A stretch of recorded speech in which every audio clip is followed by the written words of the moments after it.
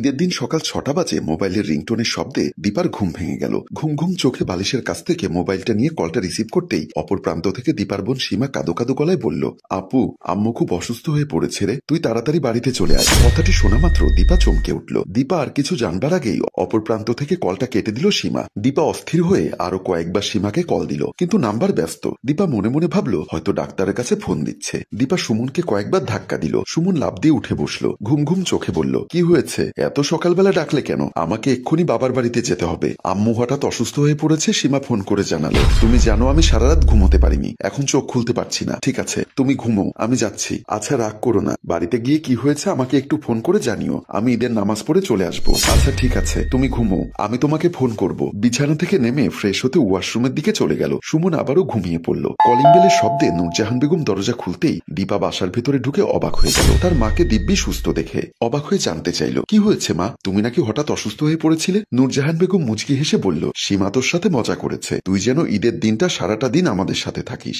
সেজন্য তোকে বাসায় ডেকে নিয়ে এসেছে আমার অসুস্থতার কথা বলে। আম্মা, এটা কোনো মজার ব্যাপার হলো? আমার তো কলিজায় পানি ছিল না, তাড়াহুড়ো করে চলে এসেছি। তা ওই বেয়াদবটা কোথায়? ওর বান্ধবীর বাসায় গেছে, দাঁড়াও একটু ফোন করে গালাগাল করি। বলেই পার্স ব্যাগ থেকে মোবাইলটা বের করলো। সীমা সিঁড়ি বেয়ে উপরে উঠছে, এমন সময় তার হাতে থাকা মোবাইলের রিংটোন বেজে উঠল। সীমা মোবাইলের স্ক্রিনে দীপার নাম্বার দেখে মুচকি হেসে কলটা রিসিভ করে বলল, বাসায় যখন গিয়েছিস বাসায় চুপচাপ থাক, আমি ঘন্টাখানেক পর আসছি। তুই আমার সাথে এমন করলি কেন? আমাকে বললেই তো আমি চলে আসতাম। জীবনেও আসতি না, তাই একা এসেছিস না দুলাভাই এসেছে? তোর দুলাভাই সারা রাত দোকানে ডিউটি করেছে, এখন বাসায় ঘুমোচ্ছে। আহারে বেচারা, তোর জন্য অনেক কষ্ট করে, কিন্তু তুই আমার দুলাভাইয়ের কষ্ট বুঝিস না। তুই আগে বল সকাল সকাল আমাকে কষ্ট দিলি কেন? আচ্ছা, বাসায় এসে সম্পূর্ণ ব্যাখ্যা দিব, এখন কল রাখলাম। বলেই দীপা কলটা কেটে দিয়ে সামনের দিকে পা বাড়ালো। চল মা, বাসার ভেতরে চল। আম্মা, সকালবেলা ঘন্টাখানেক কেবল ঘুমিয়েছিলাম, এর মধ্যে তোমার মেয়ে যা করলো এর বিচার কিন্তু তুমি করবে। আচ্ছা ঠিক আছে, আমি করব। এখন চল আমার সাথে, একটু নাস্তা বানাতে সহযোগিতা করবি। সুমন রেডি হচ্ছে,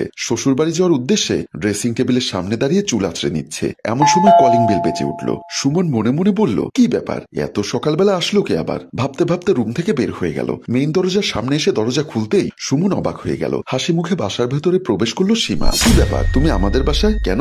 আমি কি তোমাদের বাসায় আসতে পারি না? পারো, অবশ্যই পারো, কিন্তু তোমার আপা তো তোমাদের বাড়িতে গেছে। তুমি তো সকালবেলা ফোন করে বললে আম্মা নাকি অসুস্থ। হ্যাঁ, আমি ফোন করে বলেছি আম্মু অসুস্থ, আর তোমার বউ যে আমাদের বাড়িতে গিয়েছে সেটাও আমি জানি। আম্মা যদি অসুস্থ হয় তাহলে তুমি আমাদের বাড়িতে কেন এসেছো? এত কথা এখানে দাঁড়িয়ে দাঁড়িয়ে বলতে পারবো না, চলো বেডরুমে চলো। আরে আমিও তো রেডি হয়েছি তোমাদের বাড়িতে যাব বলে। আরে একটু পরে দুজনই যাব, এখন চলো বেডরুমে চলো, তোমার সাথে খুব জরুরি কথা আছে। বলেই সুমনের হাত ধরে বেডরুমের দিকে পা বাড়ালো। বেডরুমের ভেতরে ঢুকে সুমন বলল, এবার বলো কি হয়েছে? তুমি আমাদের বাসায় আসলে কেন? ভাইয়া, তুমি উল্টাপাল্টা প্রশ্ন কেন করছো? আমি কি তোমাদের বাসায় আসতে পারি না? আমি তো বললাম তুমি আমাদের বাসায় আসতে পারো, কিন্তু তোমার আপা তো বাসায় নেই। এক কথা বারবার বলতে ভালো লাগে না, আমার ভালো লেগেছে তাই তোমাদের বাসায় এসেছি। তোমার সাথে কিছুটা সময় নিরিবিলি কাটাবো, সেজন্য এসেছি। সীমা, তুমি এসব কি বলছো? আমার সাথে নিরিবিলি সময় কাটাবে? হ্যাঁ, তোমার সাথে নিরিবিলি সময় কাটাবো। দেখো, একদম উল্টাপাল্টা কথা বলো না। চলো তোমাদের বাড়িতে যাব। আমি একদম উল্টাপাল্টা কথা বলছি না। তোমাকে আমার অনেক অনেক ভালো লাগে। আকার ইঙ্গিতে তোমাকে অনেকবার বোঝাবার চেষ্টা করেছি, কিন্তু তুমি বুঝেও না বোঝার ভান করেছো। আজ প্ল্যান করে আপাকে আমাদের বাসায় নিয়েছি, কারণ আমি জানি তুমি সকালবেলায় ঘুমোবে। তুমি কিন্তু ভুলে গেছো তুমি আমার স্ত্রীর ছোট বোন, তাই নিজের লিমিট ক্রস করার চেষ্টা করো না। বলেই রুম থেকে বের হয়ে গেল। সীমাও পিছু পিছু বের হয়ে গেল। বেডরুমের বাহিরে আসতেই সীমা দৌড়ে এসে পেছন থেকে সুমনকে জড়িয়ে ধরে বলল, আমাকে একটু শীতল করে দাও। আমি তোমার ভালোবাসা পাওয়ার আশায় একটা ব্যাকুল হয়ে আছি। আমাকে একটু ভালোবাসা দিয়ে তোমার আদর সোহাগ দিয়ে আমার মনটা জুড়িয়ে দাও। সুমন নিজেকে ছাড়িয়ে নিয়ে উত্তেজিত হয়ে সীমাকে চড় মারার জন্য হাত তুললেও থেমে গেল। নিজের রাগকে কন্ট্রোল করতে বলল, নিজেকে সংযত করার চেষ্টা করো। আমি তোমার আপুকে অনেক ভালোবাসি, তোমার আপু আমাকে অনেক বিশ্বাস করে, আর এই বিশ্বাস আমি কোনোদিন ভাঙতে পারবো না। এমন সময় আবার কলিং বেল বেজে উঠল। সুমন কিছুটা ঘাবড়ে গেল। সীমাকে বলল, তুমি বেডরুমের ভেতরে যাও, আমি দেখছি কে এসেছে। সীমা মুচকি হেসে বলল, যেই আসুক, সে যদি জানতে পারে তোমার স্ত্রী বাসায় নেই, তুমি তোমার শালিকাকে নিয়ে একটা খালি বাসায় অবস্থান করছো, তখন তোমার মান সম্মান কি থাকবে? সুমন সীমার কথায় আরো টেনশনে পড়ে গেল। সে বুঝতে পারল আসলে সে একটা বিপদে পড়ে গেছে। পকেট থেকে মোবাইল বের করতেই সীমা চিলের মতো ছোবল দিয়ে মোবাইলটা হাতে নিয়ে বলল, আপুকে ফোন দিয়ে লাভ নেই। আপু জানে আমি আমার বান্ধবীর বাসায় আছি, সে কোনোদিন বিশ্বাস করবে না আমি তোমার বাসায় এসেছি। কিন্তু আমি যদি বলি তুমি আমাকে ফুসলিয়ে তোমার বাসায় নিয়ে এসেছো, তাহলে কিন্তু সবাই বিশ্বাস করবে। আমি বুঝতে পারছি না তুমি এগুলো কি বলছো। আবারও কলিং বেল বেজে উঠল। আমি বেডরুমের ভেতরে আছি, গিয়ে দেখো কে এসেছে। সীমা বেডরুমের ভেতরে ঢুকে গেল। সুমন মেইন দরজার দিকে পা বাড়ালো। মেইন দরজা খুলতেই সুমন দেখতে পেল বাড়ির কেয়ারটেকার কেয়ারটেকার বজলু মিয়া হাসি মুখে সালাম দিয়ে বলল, স্যার, ম্যাডাম আমার জন্য নাকি একটা পাঞ্জাবি কিনেছিল। এতদিন অনেক কাজে ব্যস্ত ছিলাম, আসতে পারিনি। আজকে ঈদের দিন, এখন নামাজ পড়তে যাব, তা পাঞ্জাবিটা এখন পেলে ভালো হতো। আসলে বজলু ভাই, আপনার ম্যাডাম তার বাবার বাড়িতে গেছে, আমিও এখন ওর বাবার বাড়িতে যাব, আর পাঞ্জাবি কোথায় রেখেছে তা তো আমি জানি না। আমি ফোন করে জেনে নিচ্ছি, আপনি আধা ঘন্টা পরে আসুন বলে দরজা বন্ধ করে দিল।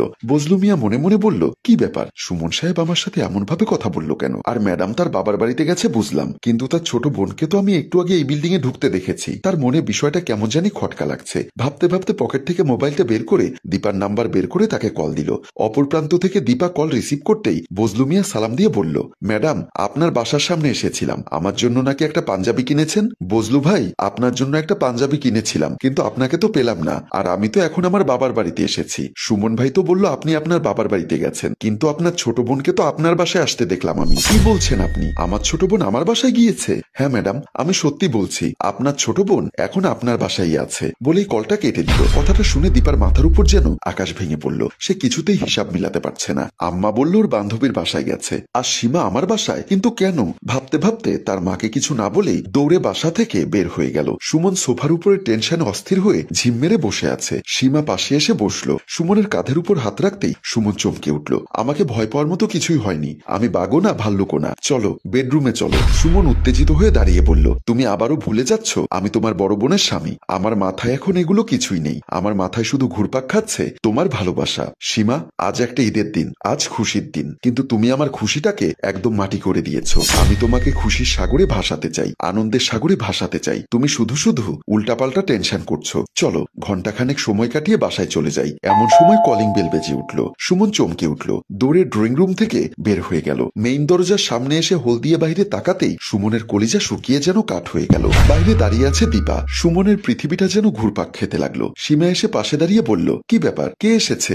দীপা এসেছে। কথাটি শুনে যেখানে সীমার ভয় পাওয়ার কথা, সেখানে সীমা রহস্যময় একটা হাসি দিয়ে বলল, আমি এটাই চেয়েছিলাম, দীপা আসবে, তোমাকে আমাকে এক রুমে দেখবে, তারপর তোমাকে আমাকে ঘৃণা করবে, তোমাকে ডিভোর্স দিয়ে তোমার সংসার থেকে চলে যাবে, তারপর তুমি আমাকে বিয়ে করবে। অসম্ভব, আমি কোনোদিনও তোমাকে বিয়ে করব না, আর দীপাও আমাকে কোনোদিন ডিভোর্স দিবে না। তুমি দরজা খোলো, তারপর দেখো তোমার স্ত্রী তোমাকে ডিভোর্স দেয় কিনা। আমি তো কান্না করতে করতে বলবো তুমি আমার সর্বনাশ করেছো। আবারও হাসতে হাসতে বলল, সাহস থাকলে দরজাটা খোলো, বলেই হাহা করে হাসতে লাগলো। প্রিয় ভিউয়ার্স, সুমন এখন কি করবে? দোষ না করেও কি স্ত্রীর কাছে দোষী সাব্যস্ত হবে, নাকি সেই বিপদ থেকে উদ্ধার হতে পারবে? কিন্তু কিভাবে সম্ভব? জানতে চাইলে পরের ভিডিওর জন্য অপেক্ষা করুন। আর গল্পটি ভালো লাগলে লাইক, কমেন্ট ও শেয়ার করুন। গল্পটি রচনায় ফেরদৌস অপু, প্রযোজনায় মঞ্জুর মোর্শেদ। ধন্যবাদ।